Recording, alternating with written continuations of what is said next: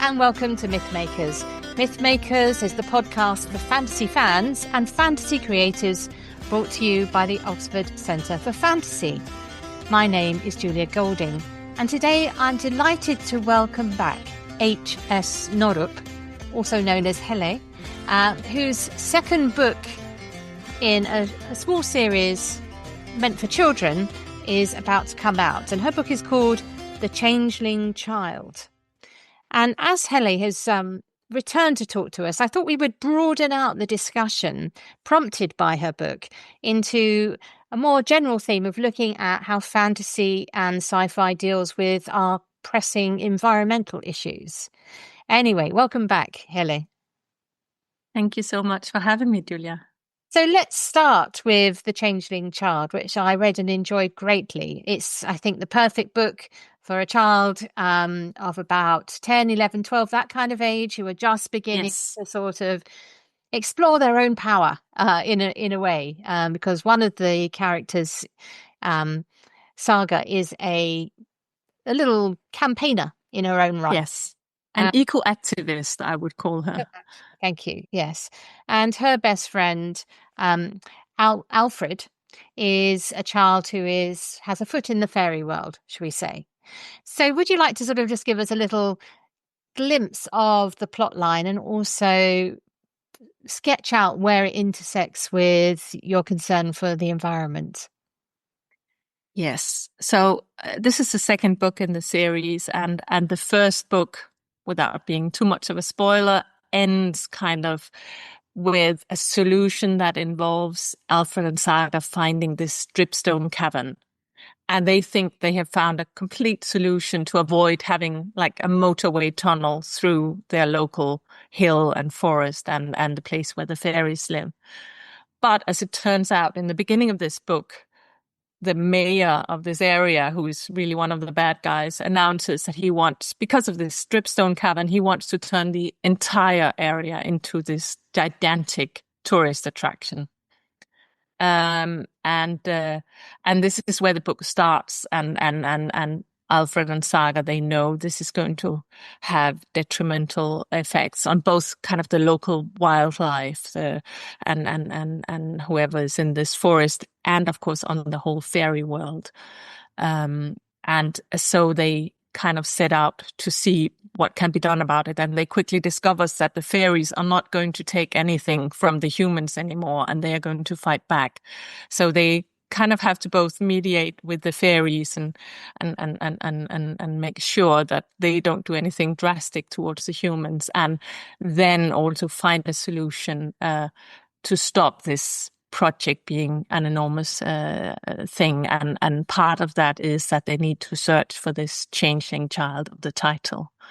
And in this book, the first book was told entirely from Alfred's perspective, but this book is told in a dual point of view from the two children, also because they are separated for part of the book, and need to do some things on their own, and they have some slight conflicts between them as well, which is so much better to explore when it's told from 2 points of view.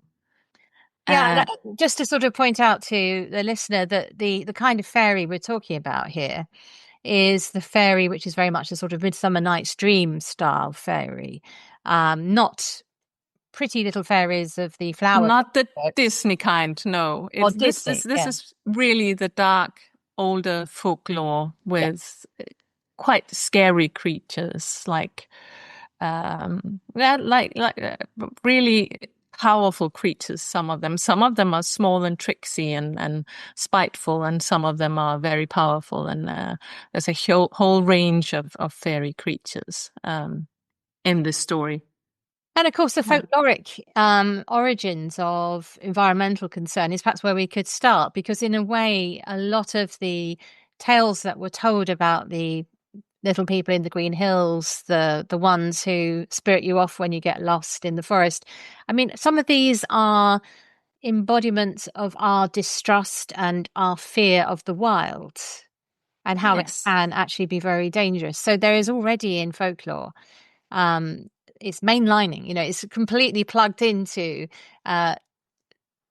our human responses to the environment. If you just think through any fairy tale, for example, Little Red Riding Hood, the wolf there, of course, there were wolves. It's that thing where it's captured a moment when you really did have to be worried going through the forest to Granny's cottage. And a lot of these fairy tales and stories about fairies, they were used to explain also some of the dangers maybe in nature going back.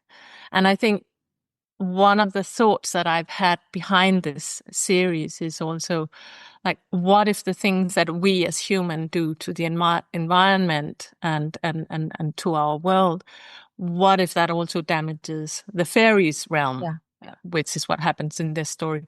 And then kind of the second question is that, what if these fairies, and they are not these Disney fairies, they are fearsome fairies, what if they decide to fight back against what we are doing to their world as well? So I think that's kind of the thoughts that came, and the initial thoughts about these books was something I had in a writing workshop 10 years ago or something, when I thought about this water sprite in a river with very, very long hair, and her function was kind of to filter the water in this river where she lived. And of course she would be immensely disturbed by rubbish that was thrown in the water and whatever was found in there.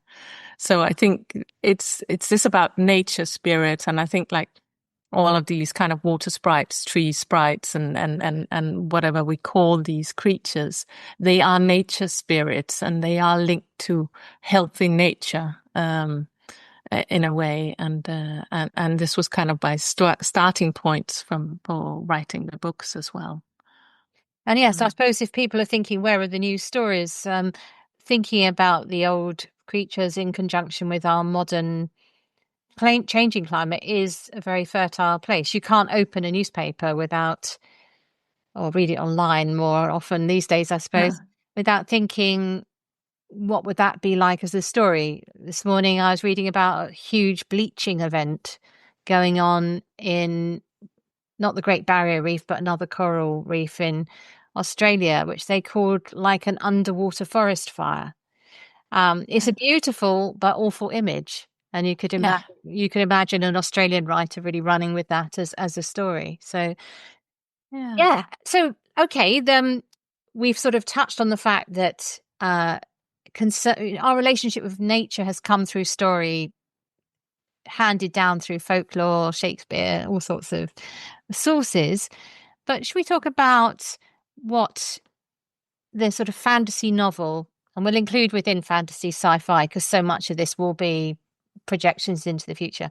Who has been the big markers of care or concern about the environment, would you say, writing about writing in the fantasy genre, but referring to our treatment of the environment? I think something like Watership Down is probably one of the earlier novels that go in and look at what happens when our home is destroyed. And I remember reading that when I was a child. It was called, translated from Danish, The Rabbit Mountain is the title in Danish. So quite interesting. It was so I think there was a big film, wasn't there? I don't feel the same vintage as me, but there was a big animated film of this. I don't think I ever saw that, but I've heard, I think we are kind of the same age, but I don't remember seeing it. So people in their later decades, like me, with a very moving song, Bright Eyes, which stayed at #1 when these things mattered, with the video taken from Watership Down for weeks and weeks. Wow.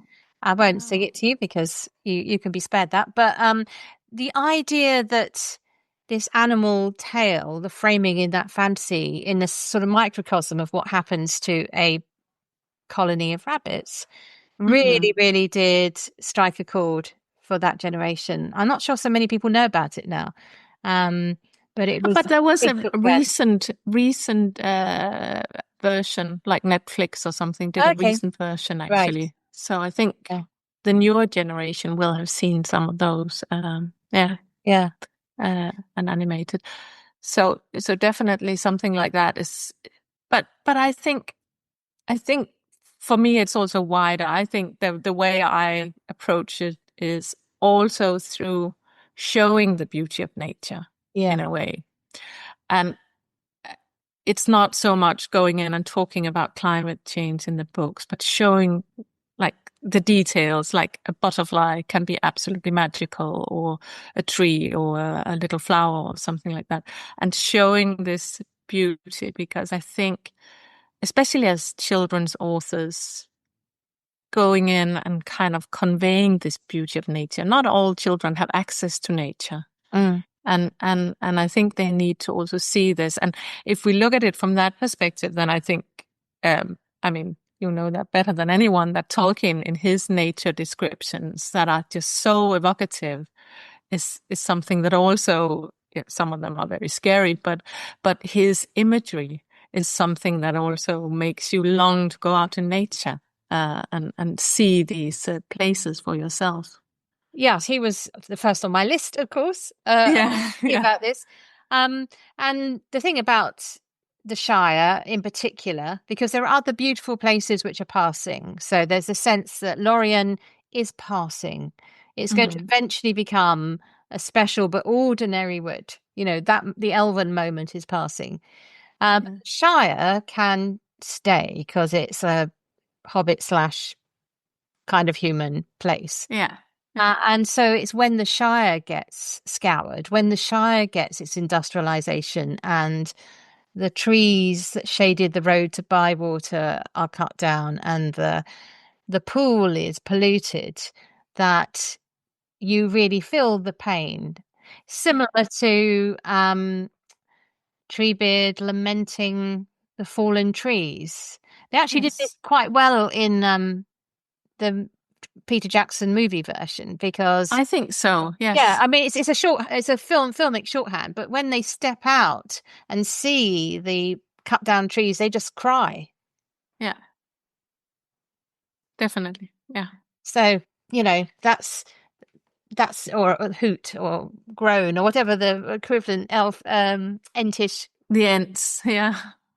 So Tolkien was thinking about the early stage, well, the early 20th century industrialization, where many things spread. So where he lived in on the outskirts of Birmingham was swallowed up by that big city, suburbia. And if you visit it today, funnily enough, it's the mill that is the one thing that's kind of in a little country park with a bit of greenery around it, and everything else is roads and suburban houses. So he wouldn't be impressed.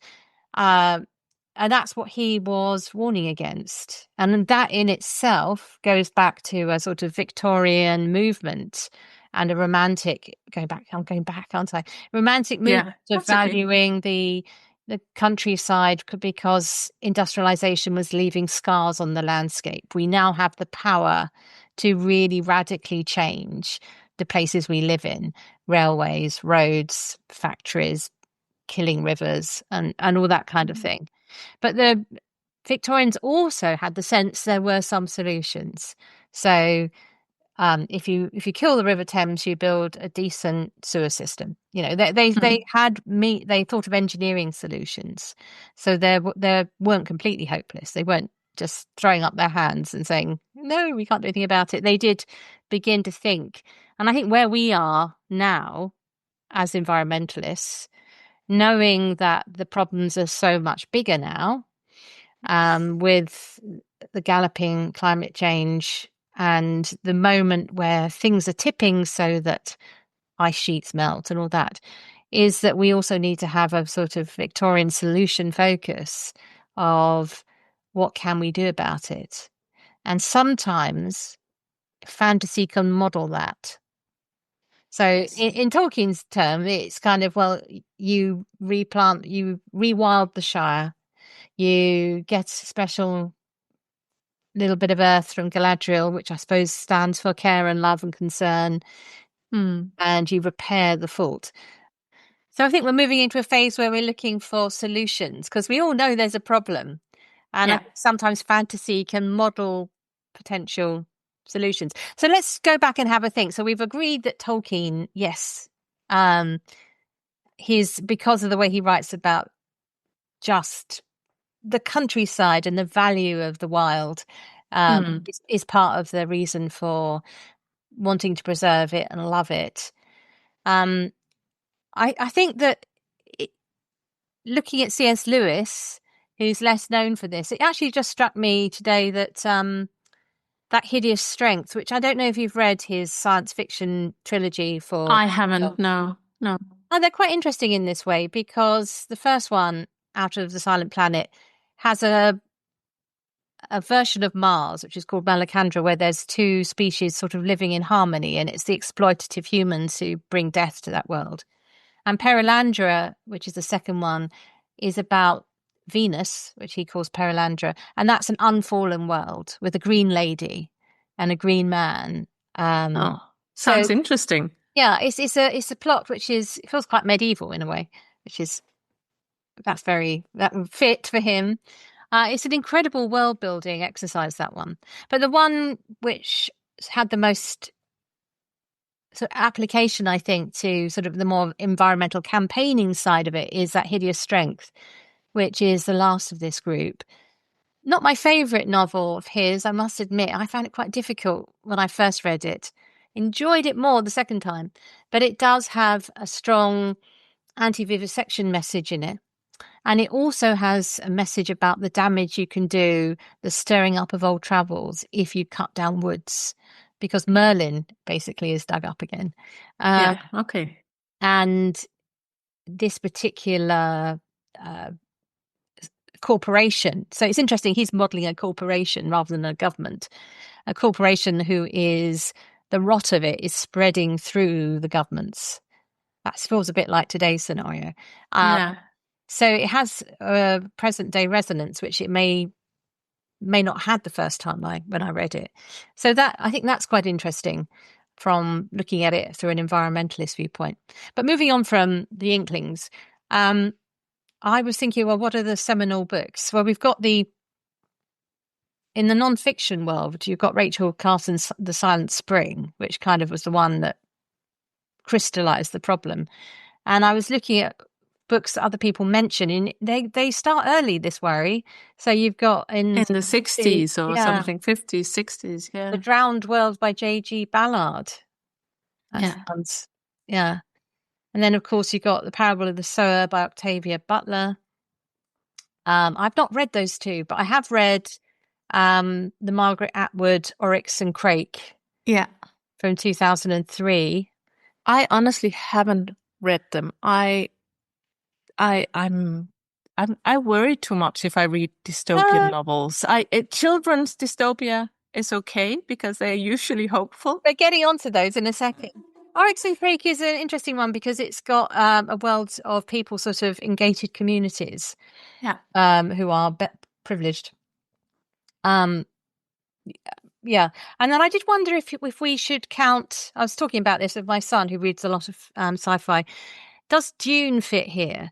Because it's not our world, but it's also about living in harmony in a desert world. So it's certainly, and there's people exploiting. In a way, yes, because it is set in a bleak nature, in a landscape, but it is, as you say, about adjusting to this landscape where you are. And if I recall, I mean, I haven't read Dune since I was a teenager, and I think there are other landscapes on other planets that are very different as well. I was also wondering about The Dispossessed, which is the Ursula Le Guin book. Though, I think what she's really modelling is communism and capitalism. Well, her books have so much. Anyway, so it's easier to see when we move over to children's fantasy. You mentioned Watership Down. I was thinking of, I don't know if you've read or seen the film of The Mortal Engines by Philip Reeve, which is... I've read the first book, yes. Yeah. So for me, that's like a metaphor, because you've got the cities that are moving around and they're eating up other cities. It's like exploit, they're exploiting them, and it's also in kind of this strange landscape where it's only the cities where you can actually live in, right? As far as I remember. Yeah. And then I was thinking about Philip Pullman. Got to keep going with the Oxford people. Yes. And the Book of Dust, the second of his where it starts with the flood. Yes. Anyone who lives in Oxford know we're worried about the floods because when the Thames rises, it's big problems in Oxford. Okay. Yeah. And then there are quite a few younger, more recent titles like The Last Bear by Hannah Gold and the others in this area of children encountering. And I would also say the Last Wild trilogy by Piers Torday. Yes. Is very much, that's dystopian and about this where the animals have this red eye disease, and humans can't move around about in nature. And Nicola Penfold, I don't know if you've read her books. They also very much about rewilding and climate change and really beautiful nature descriptions as well. That are really evocative, and I think they take place in the Lake District. Some of her books, and it's just this fantastic landscape. But again, there's a virus that means that humans can't move outside the cities. Yeah. I was thinking about what you were saying about you sort of don't want to read it because it's depressing, whereas you can cope with it in children's.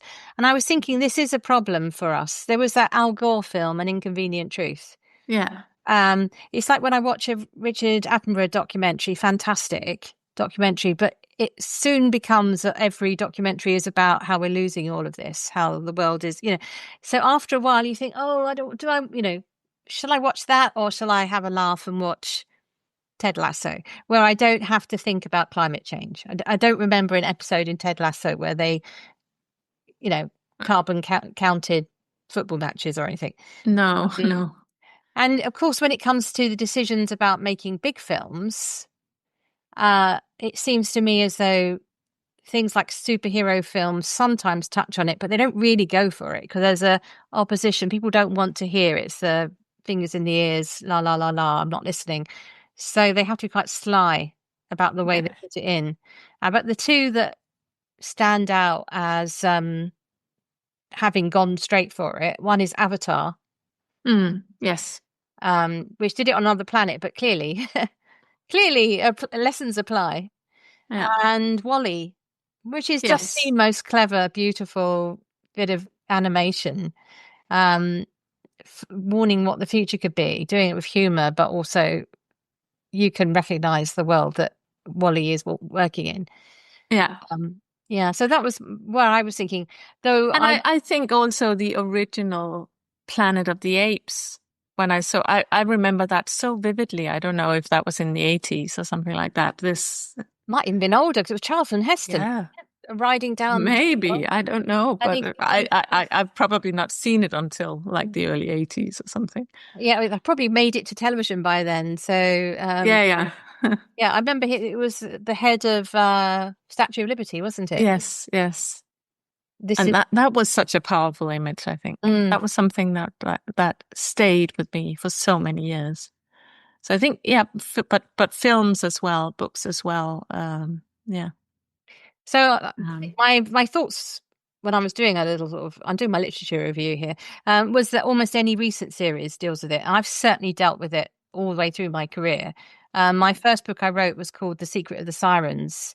And it has a lot in common with your series because it's about children who belong to the secret society for the protection of mythical creatures. And each book has a different environmental issue that they have to solve to protect creatures from. So it's so full on, it's right in there. One of them's a campaigner.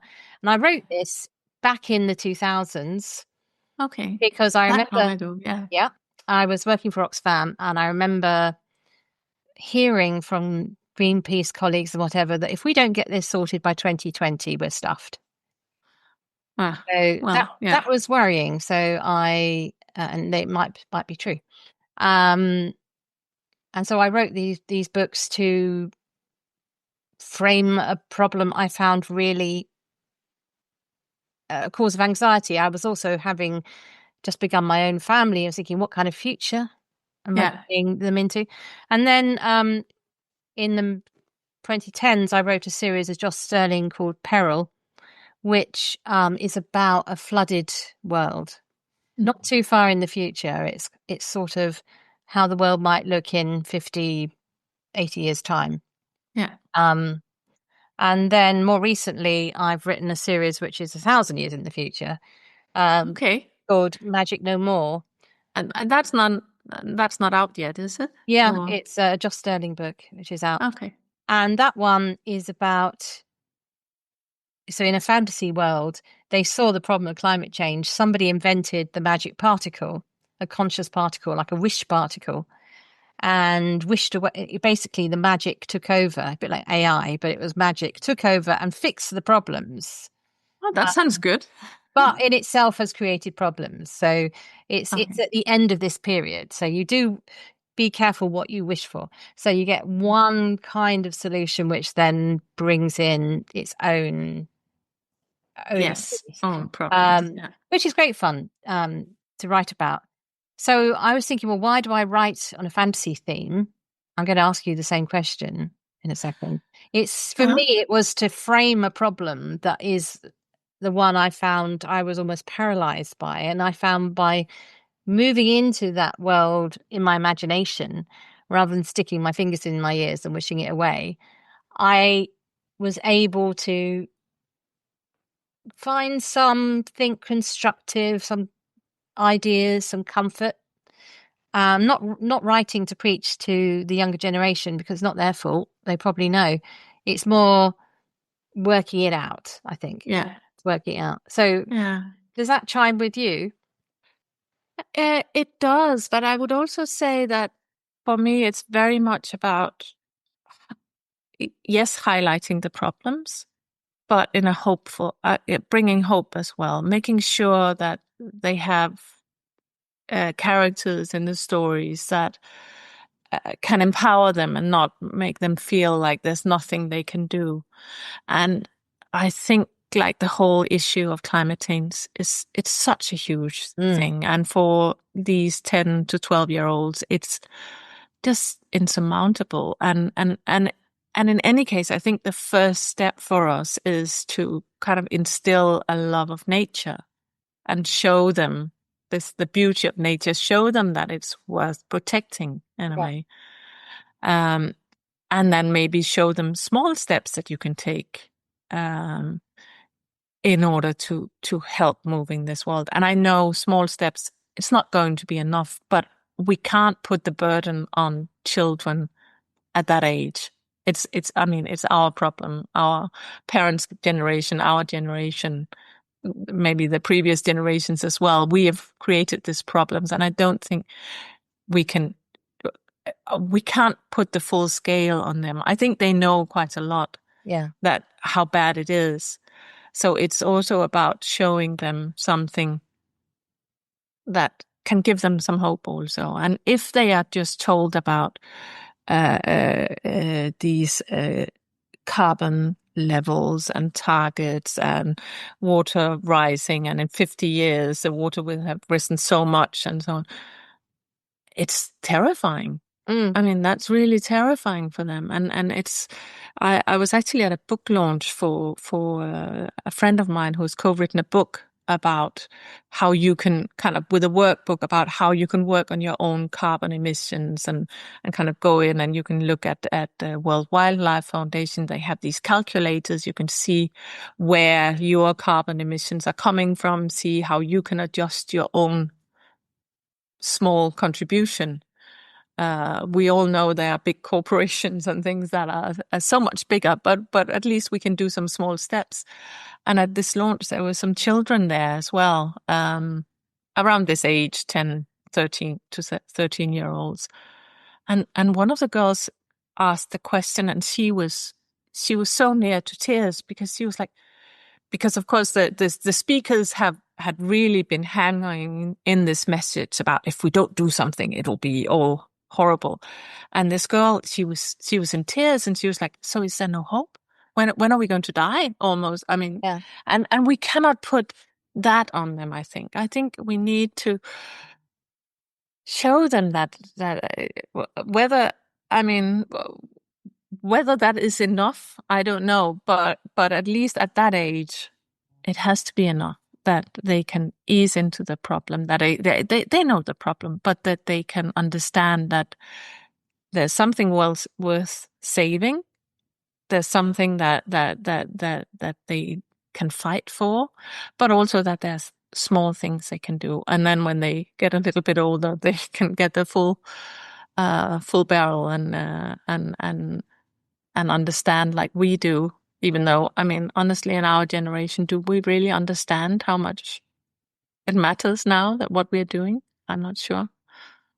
I think it's the, you can imagine what's happening, but how you yourself make a difference is the missing factor, because there's the feeling of, is it worth me doing something? Because it's not just one, it's not enough for me to, I don't know, go off grid or whatever it might be, because that won't actually move the dial.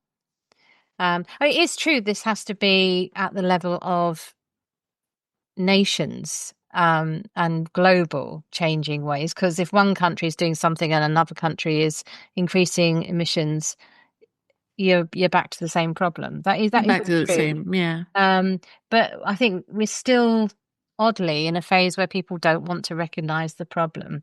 There's certainly more people moved over to, we see there's a problem. Yeah. People who are happy in a world of fact. But there are quite a lot of people in power who are not at that stage yet, and there's been some bad, not to admit it. But I think, I mean, I really come at it when I write. I come at it for this level of, like, for the children, and I think it is what we can do in fantasy goes back to, I think it's a Chesterton quote about fairy tales show us that, or show children that monsters or can be beaten, right? Yeah. They know they're monsters. There's no doubt. Most children, 10 to 12-year-olds, they do know there are climate change problems, and they do know there are huge environmental challenges and so on. But through fantasy, we can kind of reframe the problems a little bit. We can show a part of the problem that can seem maybe that's finite in a different way from reality, and they can see that in this world we can do something. It is possible to kind of beat the monster that is these environmental challenges we're facing. Yeah, and I think as well that because of the nature of fantasy, we're often with an emphasis on a hero or a group of heroes beating impossible odds, that in a way it does suit this problem, because the problem is so big that you need to actually believe that if you have courage, if you have faith, if you have heart, that actually there is a chance that you can succeed. So it's quite an optimistic genre often. Not talking about dystopia. No. I think in general, kind of middle grade for this age group, I think I endings, they don't have to be happy. They can be sad. They can be a lot of things, but I think they have to be hopeful. I think books for this age group, that's my personal opinion. I think they have to be hopeful in some way. I was thinking about the fantasy genre, not just for children, because obviously we hopefully don't depress and demotivate our children, but we also need to do that for our adults. We need to say it's not all impossible. I've got a friend who runs an institute in Cambridge called the Climate Repair Centre. Okay. So I'm often following his news stories, and he's off at the Arctic looking in ways of preserving Arctic ice and all these other, he talks about these things. There are people coming up with solutions, and we need to actually start thinking about that, because I think changing our personal behavior plus solutions like that are going to be the way forward, and adaptation. So we're going to be doing all these things together, hopefully, if people would actually notice there's a problem, or stop saying, oh, it's a freak weather event. It's not. It's now. No. That's now our weather. Welcome to the new world. So I've got a sort of rather depressing question here is, do you feel personally when you're writing that you're rearranging the deck chairs on the Titanic? And are we as writers part of the problem? Because, of course, we are, it could be said to be encouraging escapism away from the problems rather than face up and deal with the problems in the real world. Because the problem isn't in the real world, isn't with fairies. The problem in the real world is with, with the real world. Yes. Yeah. The real world. Yes. I'm putting the real world in. So I'm purposely being provocative. I don't think that myself, but it is a criticism that can be made of people who disappear off into their computer game or their favorite fantasy series without actually engaging with politics or campaigning or any of the other things that might make a difference. Yes. I don't think we are. I don't think we are just rearranging deck chairs. I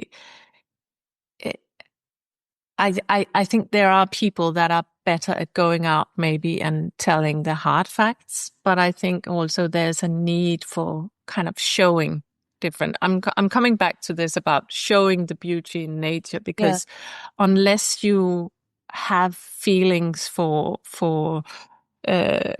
butterflies and want to make sure they are conserved, and we look at endangered species and make sure that they are preserved and whatever we can do, unless you can kind of convey this love of this natural world, then you can't get anyone to fight for it. So I think that it's kind of the first step, and maybe that's as far as I feel that I am able to go in the kind of stories that I tell.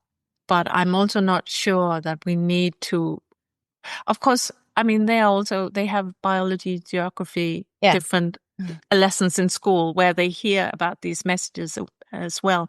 They are told these messages. And I think what we can do with fantasy books is kind of show a version of nature, show that nature is also magical, and whether some children will read it and only see the magic and only escape into the books, or whether they will think about it. And of course, if we have, like in your series, you have an activist, and I have Saga as an activist, you have someone who is also gently trying to kind of tell them that message on top of this kind of showing the world. Is it enough? I have no idea. It's something. I have no idea. It's something. It's something. And I think it is something that it's really about showing them something in a way, and not just. I don't see it just as escapism. Yes, it can be escapism, but there are things in there that is more than escapism.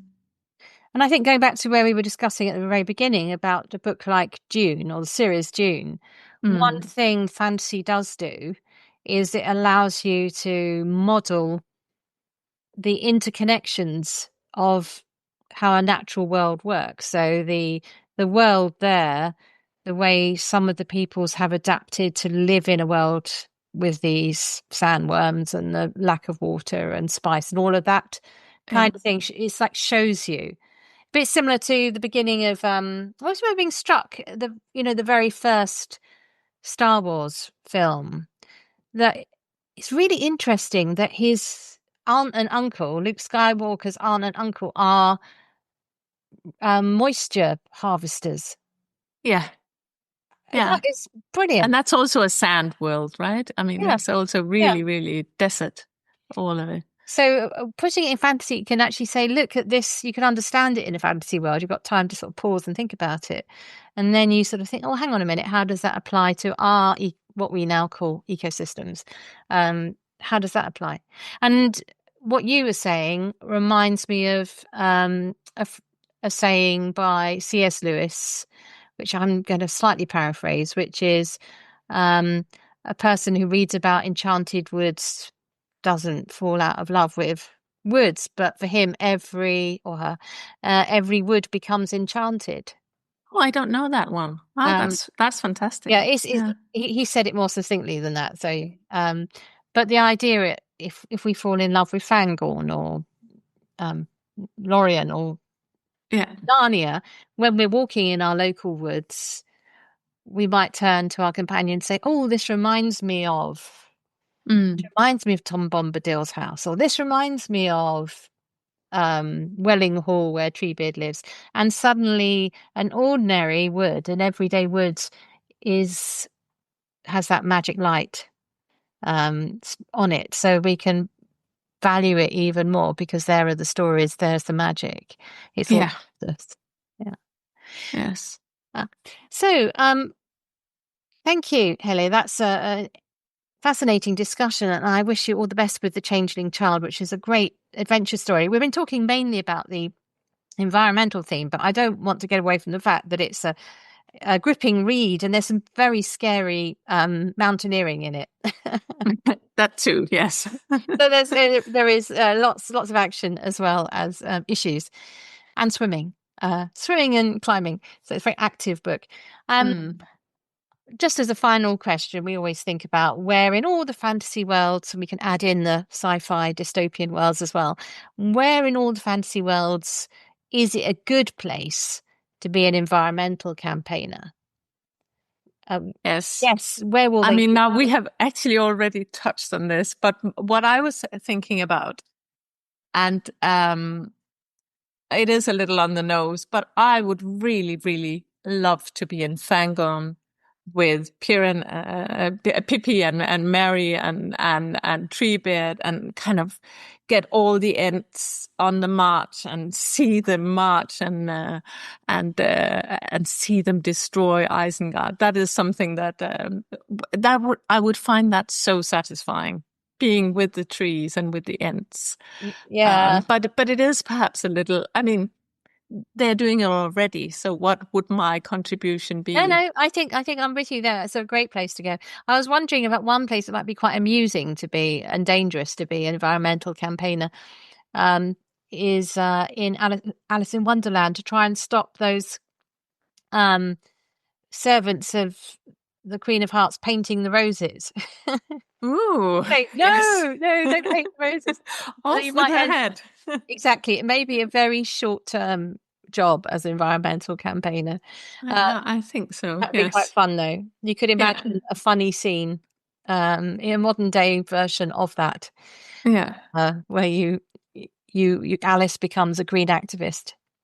And that would be very much interesting. I was also thinking about kind of in the Artemis Fowl world, because I think Artemis Fowl would be kind of a very good ally to have in some kind of environmental campaign. He would be able to think out some great scheme.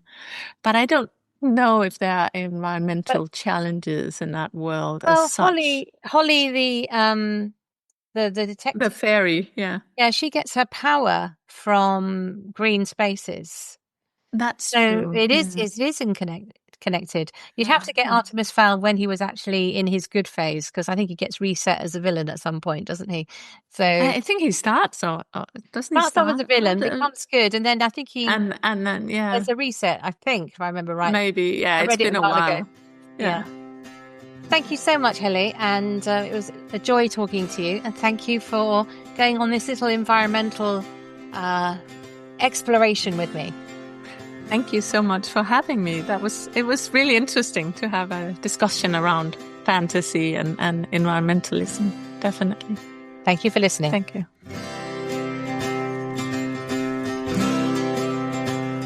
Thanks for listening to Mythmakers podcast, brought to you by the Oxford Centre for Fantasy. Visit oxfordcenterforfantasy.org to join in the fun. Find out about our online courses, in-person stays in Oxford, plus visit our shop for great gifts. Tell a friend and subscribe wherever you find your favourite podcasts worldwide.